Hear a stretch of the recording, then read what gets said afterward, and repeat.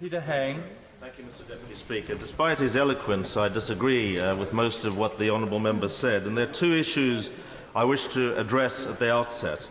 The first is the charge that it's not the right time. It never is the right time to do constitutional reform. That is the dreary, weary excuse of anti-reformers used over and over again. It was used about devolution and almost every other one of the constitutional reforms brought in by the last Labour government in which I was proud to serve.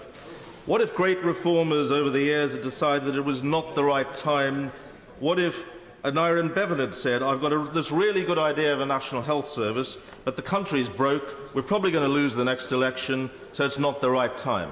What if the suffragettes had said, we'd really like the right to vote, but there's so much else going on at the moment, let's leave it to the men for a few more years? Second, it's inconceivable that if any of us had been starting from scratch and designing a second chamber for a new modern democracy, we would have come up with the House of Lords in its present incarnation. Of course we wouldn't have done so. The very idea is risible.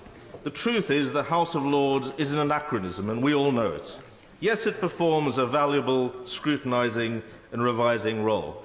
Yes, it demonstrates a diligence often superior to the Commons. When I was a minister appearing before a Lords parliamentary committee, the standard of questioning was often more stringent and the members often better informed than in the Commons, I regret to say.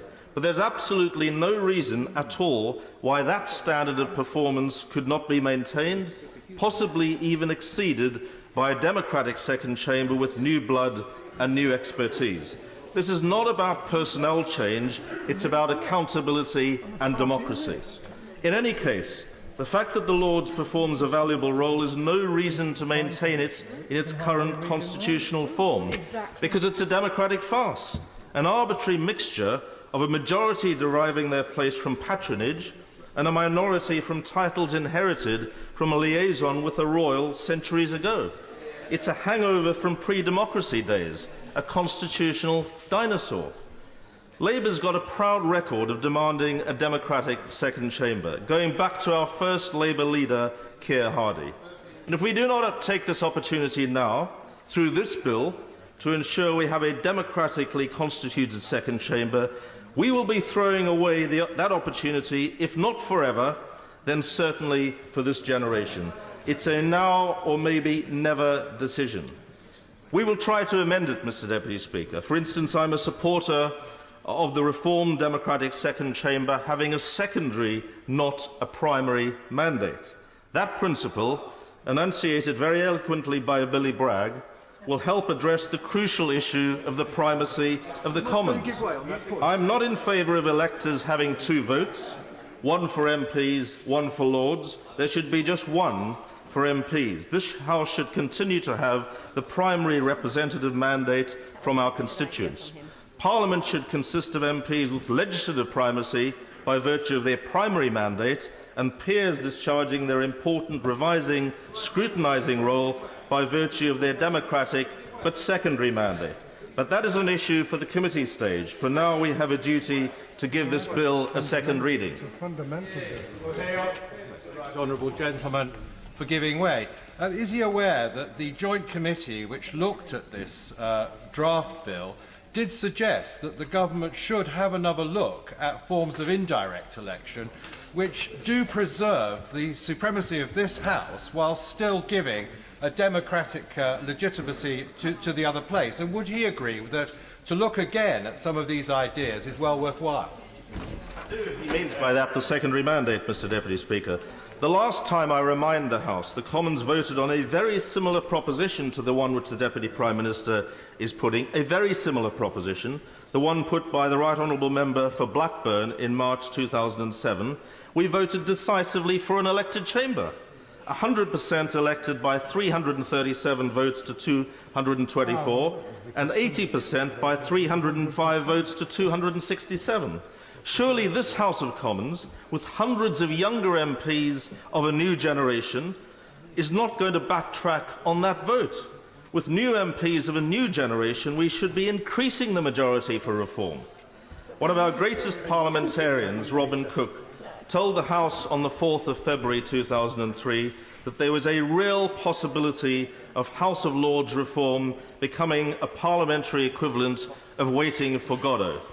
It never arrives, and some have become rather doubtful whether it even exists, but we sit around talking about it year after year, he said. For the very first time, all three parties have a manifesto mandate for Lords reform. To betray that mandate would be to betray trust even more. This House has a once-in-a-political-lifetime opportunity to bring down the curtain on what must rank as the longest political gridlock in the history of parliamentary democracy. It's high time we resolved this once and for all and brought our democracy fully into the 21st century by an historic decision for a democratic second chamber. I'll give away in a moment, and I'll give way to my honourable friend. The right honourable member has referred to, in the response to the intervention just earlier, to the question of indirect elections. Wouldn't it be sensible, and would it not have been sensible over the last 10 years, for the alternative, like they have in India, of indirectly elected second chamber with a small composition to reflect the regions and nations of this country to have been seriously considered, rather than bringing in a party-list PR model of regional election? Well, I'm not sure I agree with my honourable friend. I mean, what I would favour is different proportions of party votes given to MPs should then go into a regional pool, just as the bill envisages under its proposal for a second vote, to determine the numbers of party representatives in the second chamber, subject to the transitional arrangements the bill specifies. The closed list system mechanism is not one used in European, Welsh or Scottish elections, which quite properly have open lists. It's not appropriate, in my view, Mr. Deputy Speaker, for those elections in which voters elect primary legislators in Europe, Wales or Scotland. However, a new democratic second chamber would be unique amongst our institutions because a direct mandate from voters would compromise the primacy of the Commons. Now, that's my view. If I win that argument in the committee stage, then so be it. I hope to do so. But I'll still vote for the bill because it's vital we get it out of the Commons in good order and it goes to the House of Lords. That's essential. I thank the right honourable gentleman for giving way, and I think he's been talking a lot of sense in his speech this afternoon. But does he not accept that if the honourable members on the opposite side vote against the programme motion, this seriously jeopardises the Lords reform and the ability to get this Lords reform through? Taken that intervention, Mr. Deputy Speaker. I'm a former business manager of this House as Leader of the Commons. If a government with this majority wants to get this bill through, it will get this bill through, with a programme motion or without a programme motion. And I cannot recall offhand, though there may be examples, but you'd have to search for them, whether either Liberal Democrats or Conservatives, when we were in government and we introduced the system of programme motions, ever voting for them.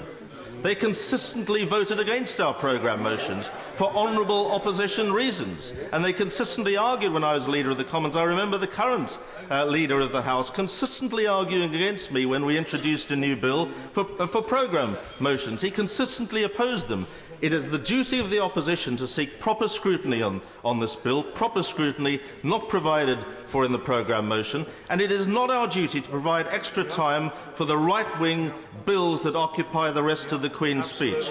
So I will be voting enthusiastically for the second reading, Mr. Deputy Speaker, and I'll follow that up by supporting the bill in principle at the end of its parliamentary stages, because it's vital that it leaves the Commons and goes to the Lords, and then let battle commence.